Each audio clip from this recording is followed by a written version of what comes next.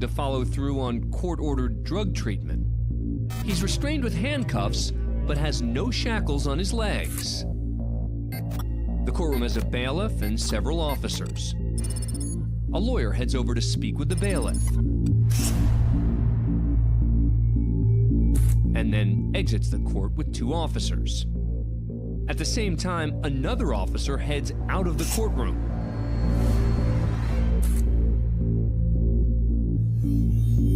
A woman from the gallery has walked up and is now speaking to the bailiff.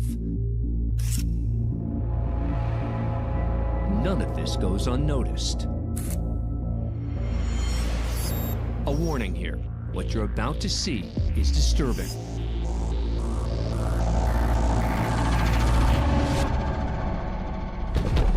Rudd just fell 18 feet onto a solid marble floor, the equivalent of jumping headfirst out a second-story window, in handcuffs.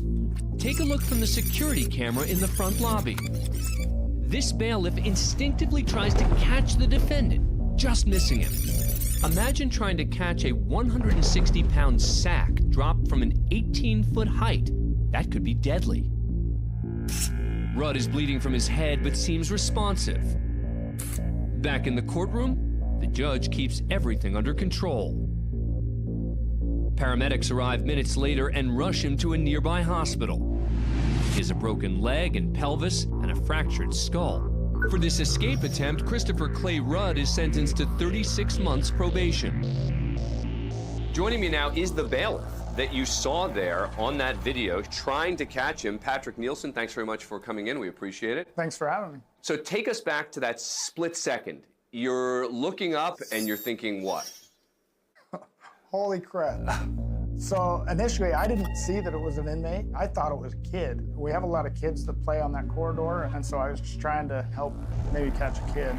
But you knew it was a person? Yes. And what did he say to you when he fell and he's lying there right next to you? So initially, he wanted to get up. You saw in the clip, my knee was actually on his shoulder.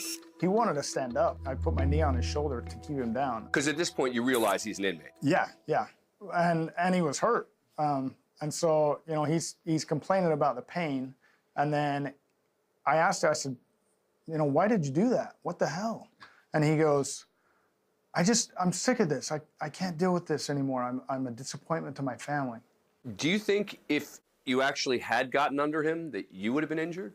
Yes. So my sergeant actually showed up, and the first thing that he said is, good job, but don't do that again. I don't need you hurt. Yeah. So, yeah, potentially I could have been hurt myself. It is possible that you saved his life, though, because he actually fell on your boot. Yeah, as we were reviewing the camera footage after it, we stopped it at just the right point of impact, and his head actually was over the top of my boot. Definitely shocking. Patrick Nielsen, thank you very much for taking the time. We appreciate it. Thank you. Sir, I'm giving you 175 years, which is 2,100 months. I've just signed your death warrant. This man is former USA gymnastics doctor and convicted serial pedophile Larry Nassar. Once a world-renowned sports physician who treated elite female Olympic athletes and hundreds of hopeful young gymnasts. He's now a disgraced former doctor who will spend the rest of his life behind bars for the sexual abuse of countless young women. As much as it was my honor and privilege to hear the sister survivors, it is my honor and privilege to sentence you. As part of Nassar's plea deal, survivors of the abuse are allowed to give a victim impact statement. I would like to say something to my abuser, Larry Nassar. You took advantage of my innocence and trust. You broke and shattered a lot of girls.